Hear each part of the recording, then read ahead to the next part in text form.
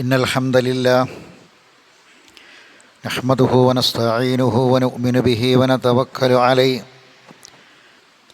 ونعوذ بالله من شرور أنفسنا ومن سيئات أعمالنا من يهده الله فلا مضل له ومن يضلله فلا هادي له وأشهد أن لا إله إلا الله وحده لا شريك له وأشهد أن محمدًا عبده ورسوله أرسله بالهدى ودين الحق ليظهره على الدين كله ولو كره المشركون اللهم صل على محمد وعلى آل محمد كما صليت على إبراهيم وعلى آل إبراهيم اللهم بارك على محمد وعلى آل محمد كما باركت على إبراهيم وعلى آل إبراهيم إنك حميد مجيد أما بعد فإن خير الحديث كتاب الله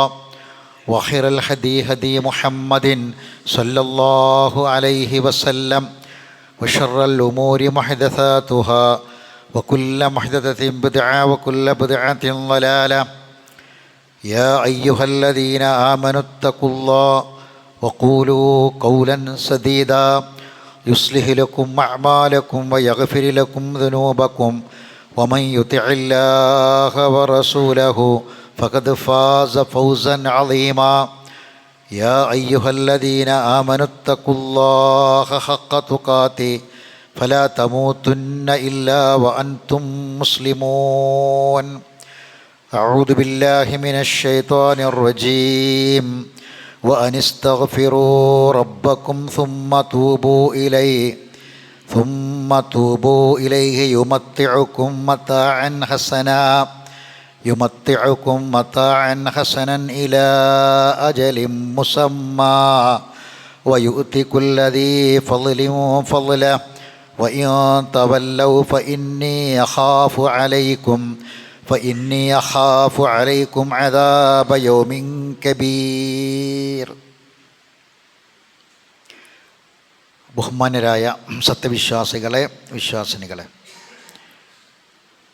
റഹ്മാനായ റബ്ബിൻ്റെ ആജ്ഞാനിർദ്ദേശങ്ങളെയും വിധിവിലക്കുകളെയും പൂർണ്ണമായും പാലിച്ച് തഖ്വയോടുകൂടി ജീവിക്കാൻ പരിശ്രമിക്കണമെന്ന് ഓർമ്മപ്പെടുത്തുകയാണ്, വസിയ്യത്ത് ചെയ്യുകയാണ്. അള്ളാഹു നമുക്കെല്ലാവർക്കും അതിനുള്ള തൗഫീഖ് നൽകി അനുഗ്രഹിക്കുമാറാവട്ടെ. ഇന്ന് മുഹറം 3. മുഹറമിനെ സംബന്ധിച്ച് റസൂലുള്ളാഹി സ്വല്ലല്ലാഹു അലൈഹി വസല്ലമ പറഞ്ഞത് ഷഹ്റുല്ലാഹിൽ മുഹറം എന്നാണ്. അള്ളാഹുവിൻ്റെ മാസമായ മുഹറം എന്നാണ്. എല്ലാ മാസങ്ങളും അള്ളാഹുവിൻ്റെ മാസങ്ങൾ തന്നെയാണ്. എല്ലാ മാസങ്ങളും അള്ളാഹുവിൻ്റെ മാസമാണ്. ഇന്ന ഇദ്ദത്ത ശുഹൂരി ഇൻദല്ലാഹ് 12 ശഹ്റൻ ഫീ കിതാബില്ലാഹ് യൗമ ഖലഖസ് സമാവാതി വൽ അർള് മിൻഹാ അർബഅത്തുൻ ഹുറും. ആകാശഭൂമികളെ സൃഷ്ടിച്ച നാൾ മുതൽ മാസങ്ങളുടെ എണ്ണം 12 അതിൽ 4 പവിത്രമാണ്. എല്ലാ മാസങ്ങളും അള്ളാഹിൻ്റെ മാസം തന്നെയാണ്. എന്നാൽ മുഹറമിനെ സംബന്ധിച്ച് ഷഹ്റുല്ലാഹ്, അള്ളാഹിൻ്റെ മാസമായ മുഹറം എന്ന് റസൂലുള്ളാഹി സ്വല്ലല്ലാഹി അലൈഹി വസല്ലമ പറയാൻ കാരണം എന്താണ്? അതിനൊരുപാട് പ്രത്യേകതകളുണ്ട്. അതിൽ പവിത്രമായ മാസങ്ങളിൽ, ഹജ്ജിൻ്റെ മാസങ്ങളിൽപ്പെട്ട പവിത്രമായ 3 മാസങ്ങളും ദുൽഖഅദ്, ദുൽഹിജ്ജ, മുഹറം. ആളുകൾ ഹജ്ജിന് വരുന്ന മാസം ദുൽഖഅദ്, ഹജ്ജ് കഴിഞ്ഞ് തിരിച്ചു പോകുന്ന മാസങ്ങളിൽപ്പെട്ട മാസമാണ് മുഹറം. എന്നാൽ ഈ പവിത്രമായ മാസത്തെ, അള്ളാഹുവിൻ്റെ പവിത്രമായ മാസത്തെ നഹസ് കൊണ്ട് മലിനമാക്കാനാണ് പലരും ശ്രമിക്കുന്നത്. നഹസ് എന്ന് പറഞ്ഞാൽ ദുശ്ശകുനമായി, നല്ല കാര്യങ്ങളൊന്നും ചെയ്യാൻ പാടില്ലാത്ത ദിവസങ്ങളായി, അല്ലെങ്കിൽ എന്തൊക്കെയോ ചില ആപത്തുകളും ബുദ്ധിമുട്ടുകളുമൊക്കെ മനുഷ്യനെ വരുന്ന ദിനങ്ങളായിട്ട് ഈ മുഹറമിനെയും പ്രത്യേകിച്ച് ഇതിൻ്റെ ആദ്യത്തെ 10 ആളുകൾ മനസ്സിലാക്കി വരുന്നു. അത് ചില ആളുകളൊക്കെ അത് പ്രോത്സാഹിപ്പിക്കുകയും അത് പഠിപ്പിക്കുകയും ചെയ്യുന്നു. ഇത്രമാത്രം എന്ന് പറഞ്ഞാൽ മുഹറം 1 ചൊവ്വാഴ്ചയായി കിട്ടിയെങ്കിൽ എന്ന് ചില പണ്ഡിതന്മാർ വരെ ആഗ്രഹിച്ചു. മുഹറം 1 ചൊവ്വാഴ്ചയാണെങ്കിൽ പിന്നെ കുറേ കാര്യങ്ങൾ പറയുന്നുണ്ട് അവർ. മുഹറം 1 ചൊവ്വാഴ്ചയാണെങ്കിൽ അത് ബാക്കിയുള്ള ദിവസത്തെ പോലൊന്നുമല്ല, എന്തൊക്കെയോ വലിയ വലിയ വിപത്തുകളൊക്കെ വരാൻ പോകുന്നു. അതൊന്ന് ചൊവ്വാഴ്ച ആയി കിട്ടാൻ വേണ്ടി ആഗ്രഹിച്ചു പലരും. പക്ഷെ മുഹറം 1 മാസങ്ങളുടെ അടിസ്ഥാനത്തിൽ ബുധനാഴ്ചയായത്.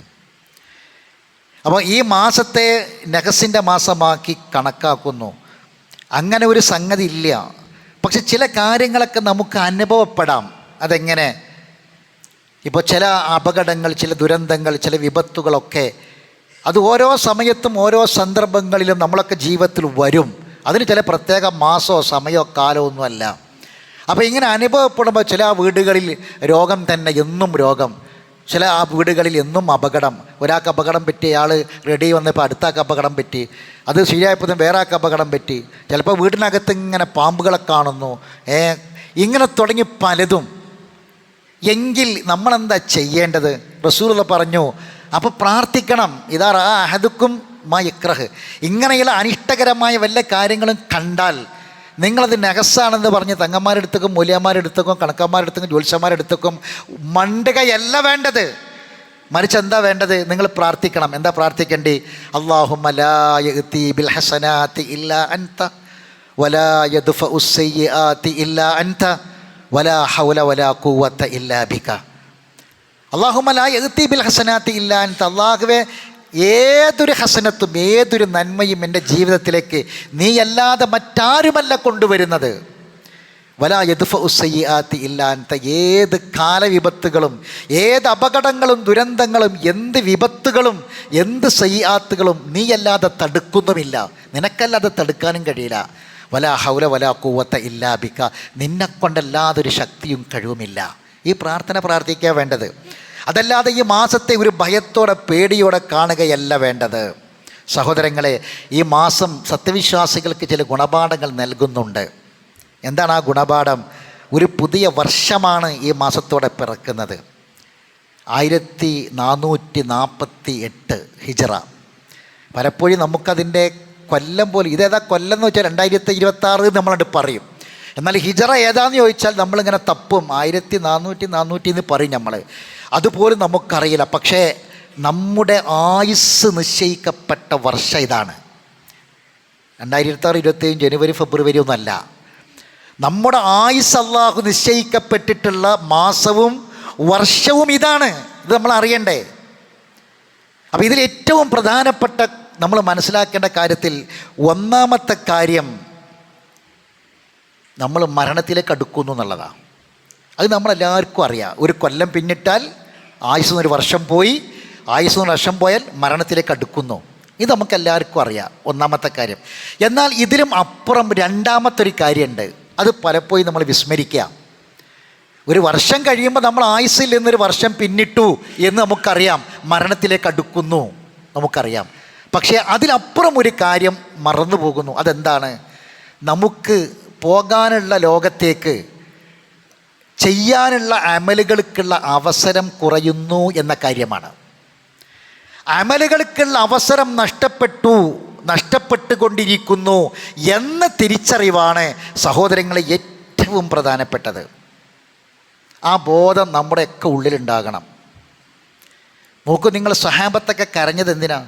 മരണത്തിന് ശേഷം സ്വർഗം പ്രതീക്ഷിച്ച, നമ്മളൊക്കെ പ്രതീക്ഷിക്കുന്നത് പോലെയുള്ള സ്വർഗം പ്രതീക്ഷിച്ച സ്വഹാബത്ത് കരഞ്ഞത് അവർ ഈ അമലിനെക്കുറിച്ച്, അമലിൻ്റെ അവസരം കുറയുന്നു എന്ന് പറഞ്ഞ മഹാനായ ഉഖബത്ത് ബിൻ ആമിർ റളിയല്ലാഹു തആല അൻഹു മരണസമയത്ത് അദ്ദേഹം കരയുന്നത് കാണാം. കരഞ്ഞപ്പോൾ അദ്ദേഹത്തിനോട് ചോദിക്കപ്പെട്ടപ്പോൾ അദ്ദേഹം പറഞ്ഞ വാക്ക് വേദന കൊണ്ടല്ല, മരണത്തിൻ്റെ വേദന കൊണ്ടോ വെപ്രാളം കൊണ്ടോ കൈകാലുകൾ വേദനിച്ചത് കൊണ്ടോ ശരീരവും മനസ്സും വേദനിച്ചത് കൊണ്ടോ മരിക്കുകയാണല്ലോ പോവുകയാണല്ലോ എന്ന മാനസികമായ വേദന കൊണ്ടോ ശാരീരികമായ വേദന കൊണ്ടോ അല്ല ഞാൻ കരയുന്നത്. മറിച്ച് അദ്ദേഹം പറഞ്ഞു, ഇനി എനിക്ക് രാത്രികളിൽ തഹജ്ജുദ് നിസ്കരിക്കാൻ കഴിയില്ലല്ലോ, എനിക്ക് പകലുകളിൽ സുന്നത്ത് നോമ്പ് നോൽക്കാൻ കഴിയില്ലല്ലോ എൻ്റെ അവസരം നഷ്ടപ്പെടുകയാണല്ലോ, എൻ്റെ അവസരം തീരുകയാണല്ലോ എന്നതാണ്. നമുക്കാർക്കെങ്കിലും സഹോദരങ്ങളെ നെഞ്ചത്ത് കൈവച്ച് നമ്മൾ ചിന്തിക്കാം. ഓരോ രാവും ഓരോ പകലും കഴിയുമ്പോൾ പടച്ചോനെ എൻ്റെ അവസരങ്ങളാണല്ലോ കുറയുന്നത്. എൻ്റെ മരണത്തിന് ശേഷമുള്ള ലോകത്തേക്ക് ഞാൻ ചെയ്യേണ്ട കാര്യങ്ങൾക്കുള്ള എൻ്റെ അവസരങ്ങളാണല്ലോ റബ്ബേ നഷ്ടപ്പെടുന്നത്, കുറഞ്ഞുകൊണ്ടിരിക്കുന്നത് എന്നൊരു വേദന സഹോദരനെ നമുക്കാർക്കെങ്കിലും ഉണ്ടായിട്ടുണ്ടോ? ഉണ്ടാകണം സഹോദരങ്ങളെ, അത് ഈമാനിൻ്റെ ലക്ഷണമാണ്.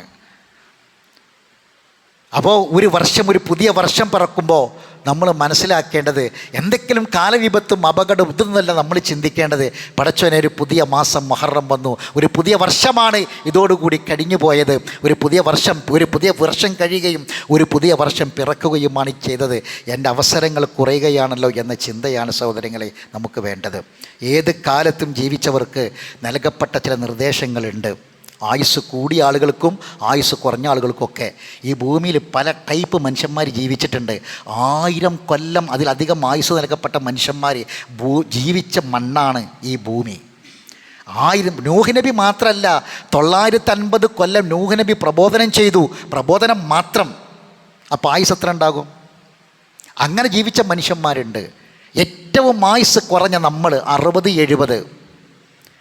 അവർക്കും നമുക്കും ഒക്കെ നൽകപ്പെട്ട ചില നിർദ്ദേശങ്ങളുണ്ട്.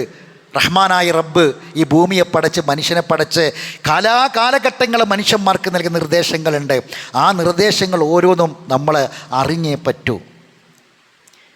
ഇനി ഈ പിറന്ന വർഷം നമുക്ക് എങ്ങനെ, നമ്മളെ മുന്നിൽ അതാ ഉള്ളത്, ഈ വർഷം എങ്ങനെ, നമ്മൾ ആയുസ് നിശ്ചയിക്കപ്പെടുന്ന ഈ വർഷം എങ്ങനെ, നമുക്ക് സാമ്പത്തികമായി പുരോഗതി ഉണ്ടാകുമോ അതോ പരാജയമാകുമോ?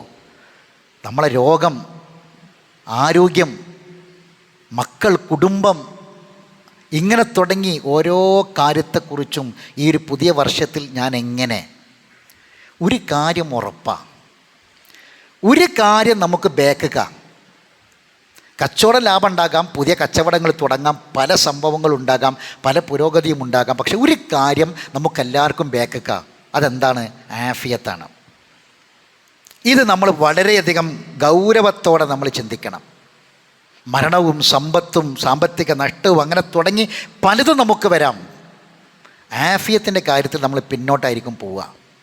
അപ്പോൾ നമ്മൾ റബ്ബിനോട് ചോദിക്കേണ്ട ഏറ്റവും പ്രധാനപ്പെട്ട ചോദ്യം ആഫിയത്തിന് വേണ്ടിയാണ്.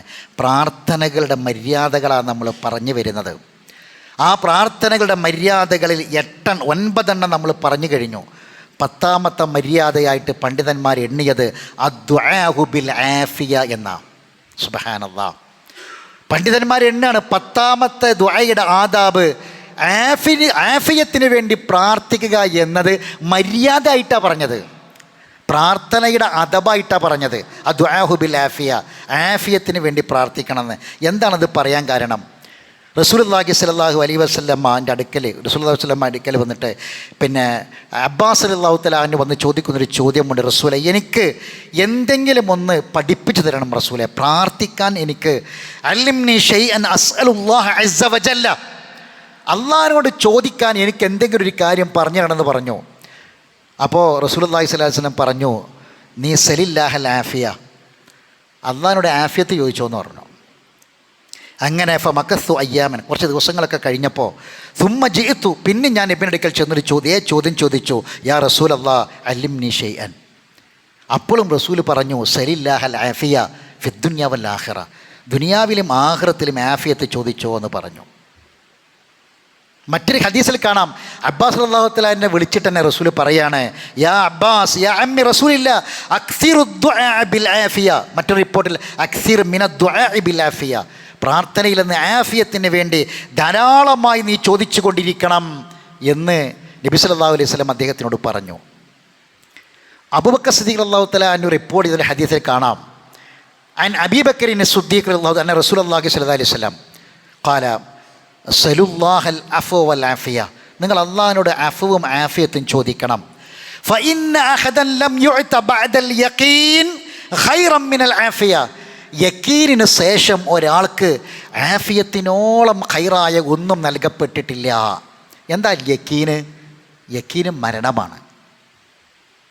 മരണത്തിന് ശേഷം ഒരാൾക്ക് കിട്ടുന്ന ഏറ്റവും ഖൈറായ കാര്യം അയാൾക്ക് കിട്ടുന്ന ആഫിയത്താണ് എന്നാണ്. ഇതിൽ നമുക്ക് മനസ്സിലാക്കാൻ കഴിയും എന്താണ് ഇവിടെ ഉദ്ദേശിച്ച ആഫിയത്ത് എന്ന്. സഹോദരങ്ങളെ, പരലോകത്തേക്ക് അമൽ ചെയ്യാൻ നമുക്ക് ശരീരത്തിന് സുഖം ഉണ്ടാകുക എന്നുള്ളതാണ് ആഫിയത്ത്. ആഫിയത്ത് എന്ന് പറഞ്ഞാൽ സിഹത്തും ആഫിയത്തും ഒന്നല്ല. സിഹത്ത് എന്ന് പറഞ്ഞാൽ ആരോഗ്യം. അത് ആരോഗ്യം രാവിലെ ഒരു 6 കിലോമീറ്റർ ഓടാനും ജിമ്മിൽ പോകാനും അധ്വാനിക്കാനും ഒക്കെ സിഹത്ത് ആവശ്യമാണ്. പക്ഷേ ആഫിയത്ത് എന്താണെന്നറിയോ? സുബഹിൻ്റെ സമയത്ത് എഴുന്നേൽക്കാൻ അതിന് ആരോഗ്യം ഉണ്ടായിട്ട് കാര്യമില്ല. സുബഹിൻ്റെ സമയത്ത് വല്ലാതെ ക്ഷീണിച്ചത് അപ്പോൾ ഭയങ്കര, അതുവരെ ഉറങ്ങൂല, അപ്പോൾ ഭയങ്കര ഉറക്കാം. എങ്കിൽ ചില ആളുകളെ കണ്ടില്ല നിങ്ങൾ, സുബഹിൻ്റെ സമയത്ത് അവർ എഴുന്നേൽക്കും, അതിന് മുമ്പേ അവർ എഴുന്നേൽക്കും. അതെന്താ? അത് ആരോഗ്യമൊന്നുമില്ല എന്നിട്ടും എഴുന്നേൽക്കും. അതാണ് ആഫിയത്ത്. അതാണ് ആഫിയത്ത്. അത് സിഹത്തും ആഫിയത്ത് തിരിച്ചറിയാനുള്ള മാർഗത. അതാണ് ആഫിയത്ത്. ആ അമലുകൾ ധാരാളം ചെയ്യാനുള്ള ശാരീരികമായ മാനസികമായ സുഖം, സൗഖ്യം, അതിന് പറയുന്ന പേരാണ് ആഫിയത്ത്. നോക്ക് നിങ്ങൾ, റസൂലുള്ളാഹി സ്വല്ലല്ലാഹി അലൈഹി വസല്ലമ അബ്ദുല്ലാഹി ഇബ്നു ഉമർ പറയാണ്, ലം യക്കുൻ റസൂലുള്ളാഹി സ്വല്ലല്ലാഹി അലൈഹി വസല്ലമ യദഉ ഹൗലയിൽ കലിമാത്ത്. അള്ളാഹിൻ്റെ റസൂല് ഞാൻ ഈ പറയാൻ പോകുന്ന ദുആ വചനങ്ങൾ ഹീന യുസ്ബിഹു ഹീന യുംസി, എന്നും രാവിലെ വൈകുന്നേരം ഒരിക്കലും ഉപേക്ഷിക്കാത്ത, ഒരിക്കലും ഒഴിവാക്കാത്ത ചില വാക്കുകളുണ്ട്. അതെന്താ? അല്ലാഹുമ്മ ഇന്നി അസ്അലുക്കൽ അഫ്വ വൽ ആഫിയത ഫി ദുനിയ വൽ ആഖിറ. അല്ലാഹുമ്മ ഇന്നി അസ്അലുക്കൽ അഫ്വ വൽ ആഫിയത ഫി ദീനി വ ദുനിയായ വ അഹ്ലി വ മാലി. ഇത് ഒരിക്കലും ഈ ആഫിയത്ത് ദീനിലും ദുനിയാവിലും അതുപോലെ തന്നെ ആ കുടുംബത്തിലും മക്കളിലുമൊക്കെയുള്ള ആഫിയത്തിന് വേണ്ടി റസൂലുള്ളാഹി സ്വല്ലല്ലാഹി അലൈഹി വസല്ലം ചോദിക്കാതെ പോയിട്ടില്ല എന്നാണ്. ഒരിക്കൽ നബി സല്ലല്ലാഹു അലൈഹി വസല്ലം ഒരു രാത്രിയിൽ, നല്ല ഇരുട്ടുള്ള രാത്രിയാണ്, നല്ല ഇരുട്ടുള്ള രാത്രി, അതിശക്തമായ ഇരുട്ടുള്ള ഒരു രാത്രി, ആയിഷ റളിയല്ലാഹു തആല അൻഹ എഴുന്നേറ്റ് നോക്കുമ്പോൾ നബിനെ കാണാനില്ല. അപ്പോൾ നബി ബക്കയിൽ നിന്ന് ഇങ്ങനെ വരിക. മദീനത്തെ ബക്കയ എല്ലാവർക്കും അറിയാം, മസ്ജിദ് നബയും ബക്കയും. ബക്കയ മദീനയിലെ ഖബർസ്ഥാനാണ്. ബക്കയിൽ നിന്ന് റസൂൽ ഇങ്ങനെ വരുന്നതാണ് കണ്ടത്. അപ്പോൾ ആയിഷ ബീവി ചോദിച്ചു, നിങ്ങൾ എന്താണ് ഈ രാത്രിയിൽ, ഈ ഇത്രയും ഇരുട്ടുള്ള രാത്രിയിൽ നിങ്ങൾ എന്തിനാ ബക്കയിലേക്ക്, ഖബർസ്ഥാനിലേക്ക് പോയത്? അപ്പോൾ റസൂലുള്ള പറഞ്ഞു, ജിബ്രീൽ അലൈഹി സ്വലാത്തു വസ്സലാം എൻ്റെ അടുക്കൽ വന്നിട്ട് എന്നോട് പറഞ്ഞു, ഉടനെ ബക്കയിൽ പോകണം, ബക്കയിൽ പോയി ഖബറാളികൾക്ക് വേണ്ടി താങ്കൾ പാപമോചനം തേടണം, പ്രാർത്ഥിക്കണമെന്ന് പറഞ്ഞു. അങ്ങനെ ജിബ്രീലിൻ്റെ കൽപ്പന പ്രകാരം ഞാൻ പോയതെന്ന് പറഞ്ഞു. അപ്പോൾ ആയിഷ ബീവി ചോദിച്ചു, എന്നിട്ട് നിങ്ങൾ അവിടെ ചെന്ന് എന്താ പ്രാർത്ഥിച്ചത്? റസൂൽ പറഞ്ഞു, അസ്സലാമു അലൈക്കും യാ അഹ്ല ദിയാരിൽ മുഅ്മിനീന വൽ മുസ്ലിമീൻ വ ഇന്നാ ഇൻഷാ അല്ലാഹു ബിക്കും ലാഹിഖൂൻ.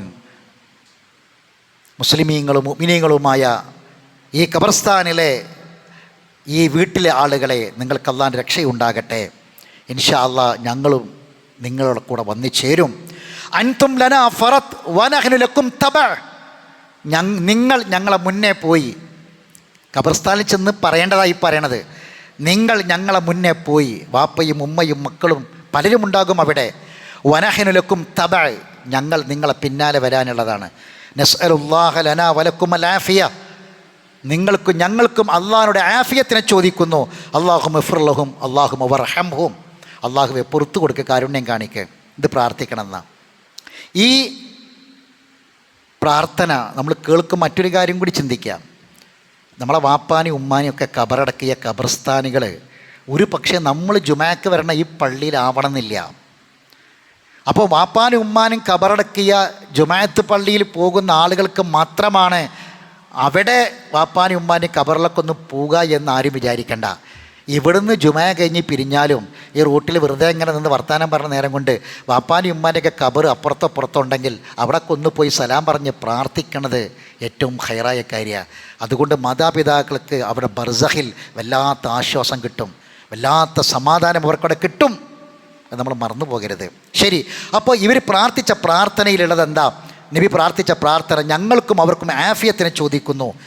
മഹാനായ ഇബ്നു ബാസ് റഹിമഹുല്ലയോട് ചോദിച്ചു, ഇങ്ങനെ അന്നൽ അംവാത്ത മാത്തു, മരിച്ചോലൊക്കെ മരിച്ചു പോയില്ലേ, ഫസുആലുൽ ആഫിയത്തിലും, പിന്നെ എന്തിനാ ഓർക്ക് ആഫിയത്തിനെ ചോദിക്കണത്? മരിച്ചു പോയവർക്ക് പിന്നെ എന്താ ആഫിയത്ത്?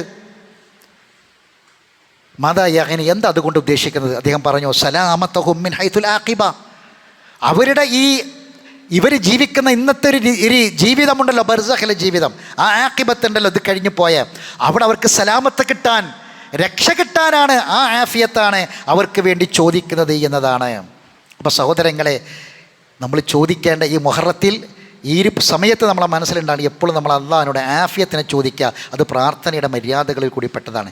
രണ്ടാമത്തെ കാര്യം, ഇസ്തിഗ്ഫാറും തൗബയും വർദ്ധിപ്പിക്കുക.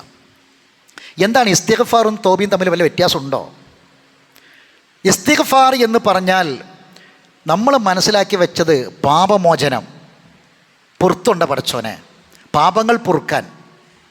ഇസ്തിഗ്ഫാർ അതിന് മാത്രമാണോ? എന്താ ഇസ്തിഗ്ഫാറും തൗബയും നമ്മൾ മനസ്സിലാക്കി വെക്കണം. ഇസ്തിഗ്ഫാറും തൗബയും തമ്മിൽ വ്യത്യാസമുണ്ട്. ഖുർആനിൽ സൂറത്ത് ഹൂദിൽ മാത്രം 4 സ്ഥലത്ത് അല്ലാഹ് പറയാ ഇസ്തഗ്ഫിറൂ സുമ്മ തൂബു, നിങ്ങൾ ഇസ്തിഗ്ഫാർ ചെയ്യുക പിന്നെ തൗബ ചെയ്യുക. എന്താ അങ്ങനെ പറയാൻ കാരണം? ഇസ്തിഗ്ഫാർ എന്ന് പറഞ്ഞാൽ പാപങ്ങൾ പൊറുക്കപ്പെടുക എന്നൊരു നിയ്യത്തോട് മാത്രം ചെയ്യേണ്ടതല്ല. അങ്ങനെയാണെങ്കിൽ നബി സല്ലല്ലാഹു അലൈഹി വസല്ലം വല്ല തെറ്റും ചെയ്തിട്ടുണ്ടോ? നബിൻ്റെ ജീവിതത്തിൽ എന്തെങ്കിലും പാപങ്ങൾ വന്നിട്ടുണ്ടോ? ഇല്ലല്ലോ. എന്നിട്ട് നബി ഒരു ദിവസം എത്ര ഇസ്തിഗ്ഫാർ ചെയ്തത്? 100-ലധികം തവണ നബി ഇസ്തിഗ്ഫാർ ചെയ്തു. അപ്പോൾ എന്താ ഇസ്തിഗ്ഫാറും തൗബയും? ഇസ്തിഗ്ഫാർ എന്ന് പറഞ്ഞാൽ സഹോദരങ്ങളെ, അത് പാപങ്ങൾ പൊറുക്കപ്പെടാൻ മാത്രമാണ് എന്ന് കരുതണ്ട. ഞാൻ ഓതി വെച്ച ആയത്ത് നിങ്ങൾ ശ്രദ്ധിക്കുക. വഅനിസ്തഗ്ഫിറൂ റബ്ബക്കും, നിങ്ങൾ റബ്ബിനോട് ഇസ്തിഗ്ഫാർ ചെയ്യുക. സുമ്മ തൂബു ഇലൈഹി, പിന്നെ തൗബ ചെയ്യുക. ഇനി കേട്ടോളൂ. യുമത്തിഉക്കും മത്താഹൻ ഹസന, നിങ്ങൾക്ക് നല്ല മത്താഴ്, നല്ല വിഭവം, നല്ല സൗഖ്യം നിങ്ങൾക്ക് ഈ ദുനിയാവിൽ അത് നൽകും. ഇസ്തിഗ്ഫാർ കൊണ്ട് കിട്ടുന്ന നേട്ടം, ഇസ്തിഗ്ഫാർ വെറും പാപമോചനം മാത്രമല്ല. അസ്തഗ്ഫിറുല്ലാ അസ്തഗ്ഫിറുല്ലാ നമ്മൾ പറയുമ്പം പാപങ്ങളൊന്നും ചെയ്തിട്ടില്ല, അതുകൊണ്ട് ഞാൻ പറയുന്നില്ല എന്നല്ല. ഇസ്തിഗ്ഫാർ ചെയ്താൽ പാപമോചനം മാത്രമല്ല, മത്താഴ് കിട്ടും, നല്ല മത്താഴ് കിട്ടും, വിഭവം, ജീവിത സൗഖ്യം കിട്ടും.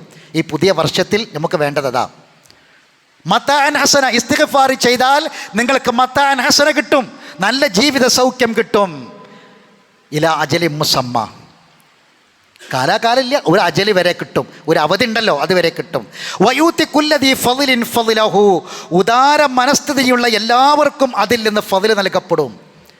ഉദാര മനസ്ഥിതിയുള്ള എല്ലാവർക്കും കൊടുക്കണമെന്ന് ആഗ്രഹിക്കുന്ന നല്ല ഔദാര്യ മനസ്സുള്ള ആൾക്കാർക്ക് ധാരാളം കിട്ടും. അവർ ഇസ്തിഗ്ഫാറും കൂടി വർദ്ധിപ്പിക്കണം. അള്ളാഹ് പറയുകയാണ്, ഫഇൻ തവല്ലൗ ഫഇന്നി അഖാഫു അലൈക്കും അദാബ യൗമിൻ കബീർ, നിങ്ങൾ ചെയ്യാതെ പോവുകയാണെങ്കിൽ ഒരു ദിവസത്തെ വമ്പിച്ച ശിക്ഷ ഞാൻ നിങ്ങൾക്ക് ഭയപ്പെടുന്നുണ്ട് എന്നാണ്. സഹോദരങ്ങളെ, ഈ സംഭവമാണ് അഫുവും ആഫിയത്തും. ഇനി മറ്റൊരായത്തിൽ കാണാം, ഹുവ അൻശഅക്കും മിനൽ അർളി വസ്തഅമറക്കും ഫീഹാ, അവനാണ് നിങ്ങളെ സൃഷ്ടിച്ചത്, നിങ്ങൾക്ക് ഇവിടെ നിങ്ങളെ ഭൂമിയിൽ അധിവസിപ്പിച്ചതും അവനാണ്. ഫസ്തഗ്ഫിറൂ സുമ്മ തൂബു, ഇസ്തിഗ്ഫാർ ചെയ്യുക പിന്നെ തൗബ ചെയ്യുക. ഇന്ന റബ്ബി ഖരീബു മുജീബ്, എൻ്റെ റബ്ബ് ഏറ്റവും അടുത്തവനും പ്രാർത്ഥനയ്ക്ക് ഉത്തരം നൽകുന്നവനുമാണ്. ഇടയാളൻ വേണ്ട. റബ്ബ് ഖരീബാണ്, ഏറ്റവും അടുത്തവനാണ്, പിന്നെ അടുപ്പിക്കാൻ ഒരാൾ വേണ്ട. ഇടയാളന്മാർ റബ്ബിനോട് നേരെ പ്രാർത്ഥിക്കുക, റബ്ബ് പ്രാർത്ഥനയ്ക്ക് ഉത്തരം നൽകും. മറ്റൊരായത്തിൽ കാണാം, വയാ ഖൗമി ഇസ്തഗ്ഫിറൂ റബ്ബക്കും സുമ്മ തൂബു ഇലൈഹി, തൗബ ചെയ്തോളൂ, ഇസ്തിഗ്ഫാർ ചെയ്തോളി, ഇസ്തിഗ്ഫാർ ചെയ്ത് എന്നിട്ട് തൗബ ചെയ്തോളൂ. യുർസിൽ സമാ അലൈക്കും മിദ്റാറ, നല്ല മഴ കിട്ടും, നല്ല മഴ കിട്ടും. മഴ എന്ന് പറഞ്ഞാൽ ഖുർആൻ തന്നെ നിങ്ങൾ പഠിക്കണം. ഒരു ഭൂമിയിലെ മനുഷ്യന്മാരുടെ ധന്യതയുടെ അടയാളമാണ് മഴ. ആ മഴ നിങ്ങൾക്ക് കിട്ടും. അടുത്ത വാക്യം, വയസിദുക്കും കുവ്വത്തനിലാ കുവ്വത്തിക്കും, ശക്തിയിലേക്ക് ശക്തിയെ ചേർത്ത് നൽകും. ഇപ്പം നമുക്കുള്ള ബേജാറെന്താ, ഒരു കൊല്ലം കഴിഞ്ഞു, വയസ്സായി, ആരോഗ്യം കുറയാണ്, വേണ്ട. അള്ളാഹ് പറയാ, ശക്തിയിലേക്ക് നിങ്ങൾക്ക് ശക്തി നൽകും, ശക്തിയിലേക്ക് ശക്തിയെ അവൻ ചേർത്ത് നൽകും നിങ്ങൾക്ക്. യസിദുക്കും കുവ്വത്തനിലാ കുവ്വത്തിക്കും, എന്ത് ചെയ്താൽ? ഇസ്തഗ്ഫിറൂ, നിങ്ങൾ ഇസ്തിഗ്ഫാർ ചെയ്യുകയാണെങ്കിൽ, വയാ ഖൗമി ഇസ്തഗ്ഫിറൂ, ഇസ്തിഗ്ഫാർ ചെയ്യുകയാണെങ്കിൽ അള്ളാഹു നിങ്ങൾക്ക് ശക്തി നൽകുന്നതാണ്. അപ്പോൾ സഹോദരങ്ങളെ, അഫുവും ആഫിയത്തും കിട്ടാൻ ഇസ്തിഗ്ഫാറും തൗബയും വർദ്ധിപ്പിക്കുക. അതോടൊപ്പം തന്നെ നമ്മൾ ആയുസ്സിനെക്കുറിച്ചുള്ള ചിന്തയുടെ അമലുകളും ധാരാളമായി വർദ്ധിപ്പിക്കുക. അള്ളാഹു നമ്മെ അനുഗ്രഹിക്കുമാറാവട്ടെ. അഖൂലു ഖൗലി ഹാദാ അസ്തഗ്ഫിറുല്ലാഹൽ അളീമ ലീ വലക്കും ഇന്നഹു ഹുവൽ ഗഫൂറുർ റഹീം.